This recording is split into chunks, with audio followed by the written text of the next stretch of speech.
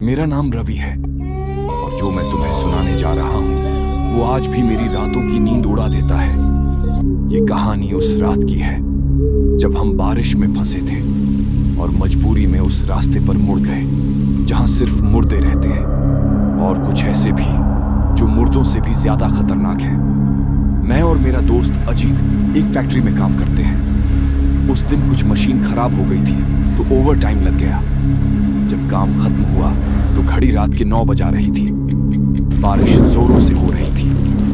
हम दोनों बाइक पर थे। मेरी पुरानी पल्सर 150 मैंने हेलमेट पहना और अजीत पीछे बैठ गया। बाइक स्टार्ट की और चल पड़े मेन रोड की ओर। हमारे गांव लौटने का रास्ता मेन रोड से होकर एक पुराने पुल से गुजरता है, लेकिन जब वहां पहुंचे तो दिल बैठ गया। पानी पूरे पुल को ढक चुका था। लोग बाइकें रोककर वापस लौट रहे थे। किसी की हिम्मत नहीं हो रही थी पार करने की। अजीत बोला, अब क्या करें, इधर से तो नहीं निकल सकते। मैंने बाइक बंद की और बोला, एक रास्ता है, गांव के पीछे से कच्चा रास्ता, लेकिन तू जानता है ना वो किस जगह से होकर जाता है। अजीत ने ठंडी सांस ली। कब्रिस्तान। हाँ, मैंने कहा, कब्रिस्तान के पीछे से, लेकिन लोग कहते हैं वहां कुछ अजीब होता है रात में। अजीत बोला, अबे सब अफवाहें हैं और हमारे पास दूसरा रास्ता भी तो नहीं है। कुछ सेकंड चुप रहे, फिर मैंने बाइक स्टार्ट की। चल जल्दी निकलते हैं, बारिश और बढ़ रही है। अब हम उस कच्चे कीचड़ से भरे जंगल नुमा रास्ते में घुस चुके थे। बाइक की हेडलाइट सिर्फ 10 से 15 फीट तक रोशनी दे रही थी। आसपास सिर्फ पेड़ों की झुरमुट और रात की अजीब सी आवाजें। मैं बाइक धीरे चला रहा था और फिर सामने एक पुराना बोर्ड दिखा, जंग खाया हुआ। कब्रिस्तान नीचे छोटे अक्षरों में लिखा था, रात में प्रवेश वर्जित है। मैंने अजीत से कहा, भाई तू टॉर्च ऑन कर और पीछे देखता रह, मुझे अजीब लग रहा है। अजीत बोला, अबे डर मत, बस निकल लें जल्दी। जैसे ही हम कब्रिस्तान के पास पहुंचे, बाइक अचानक झटका मारकर बंद हो गई। मैंने उतर कर किक मारी, फिर से स्टार्ट की और चल पड़े। पर अब बाइक की हेडलाइट कुछ अजीब सा झिलमिलाने लगी थी। आगे एक टूटी फूटी कब्र के पास एक परछाई सी हिली, जैसे कोई वहां खड़ा हो। तूने देखा? अजीत बोला। हाँ, कोई था, या शायद हमारी नजर का धोखा। हमने बाइक थोड़ा तेज की और तभी कब्र के ऊपर बैठी एक सफेद साड़ी वाली औरत दिखी। पीठ हमारी तरफ थी। रुक रुक, अजीत चिल्लाया। बाइक फिसल गई और हम गिर पड़े। मैंने तुरंत उठकर हेडलाइट उस औरत की तरफ घुमाई, लेकिन अब वहां कोई नहीं था। कहां गई? हम दोनों कांप रहे थे। मैंने दोबारा बाइक स्टार्ट करने की कोशिश की, लेकिन इंजन सिर्फ आवाज कर रहा था। अब आसपास का माहौल अजीब लगने लगा था। कोहरे में से कोई फुसफुसाहटें सुनाई दे रही थी। रवि, रवि। मैंने पीछे देखा। अजीत कुछ घूर रहा था। उसकी आंखें फैल गई थी। वो देख, वहां कब्र हिल रही है। बाइक हर बार स्टार्ट करने पर कुछ मीटर चलकर फिर उसी जगह आ जाती थी। वही टूटी कब्र, वही सूखा पेड़, वही जंग खाया बोर्ड। अजीत बोला, रवि, हम घूम नहीं रहे, हमें कोई वापस उसी जगह खींच रहा है। मैंने टॉर्च घुमाई, लेकिन अजीब बात यह थी, साए तो दिख रहे थे मगर कोई इंसान नहीं। बारिश अब हल्की हो चुकी थी, लेकिन हवा का शोर तेज होता जा रहा था, जैसे कोई हमारे कान में फुसफुसा रहा हो, कोई पुरानी जुबान में। हम चलने लगे। बाइक वहीं छोड़ दी। कुछ दूरी पर एक नई सी चमकती कब्र दिखी, बाकियों से बिल्कुल अलग। मैंने पास जाकर देखा। रवि शर्मा, जन्म 1996, मृत्यु आज की तारीख। मेरे हाथ से टॉर्च गिर गई। अजीत, ये क्या है? ये मेरा नाम है। अजीत चुप रहा। उसकी नजर अब भी कब्र पर थी, लेकिन उसका चेहरा बिल्कुल सपाट और अजीब था। अजीत, कुछ बोल क्यों नहीं रहा? वो धीरे धीरे मेरी तरफ मुड़ा। उसकी आंखें अब पहले जैसी नहीं थी, काली, गहरी और सूनी। उसने धीमी आवाज में कहा, तेरी मौत लिखी जा चुकी है रवि, अब कोई नहीं बचा सकता। क्या बकवास कर रहा है भाई?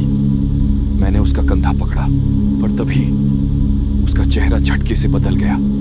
आंखें सफेद हो गई और गला अजीब सी आवाज करने लगा। मैं पीछे भागा, लेकिन मेरे पैर जाम हो गए थे, जैसे जमीन पकड़ रही हो। एक बूढ़ी बूढ़ी औरत की आवाज सुनाई दी, भाग बेटा, तुझे बुलाया है।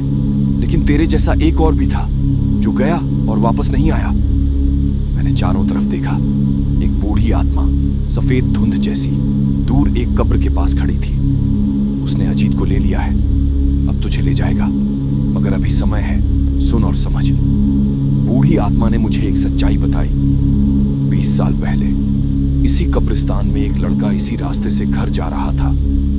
उसने एक कब्र को तोड़ा, हंसी उड़ाई और फिर कभी नहीं लौटा।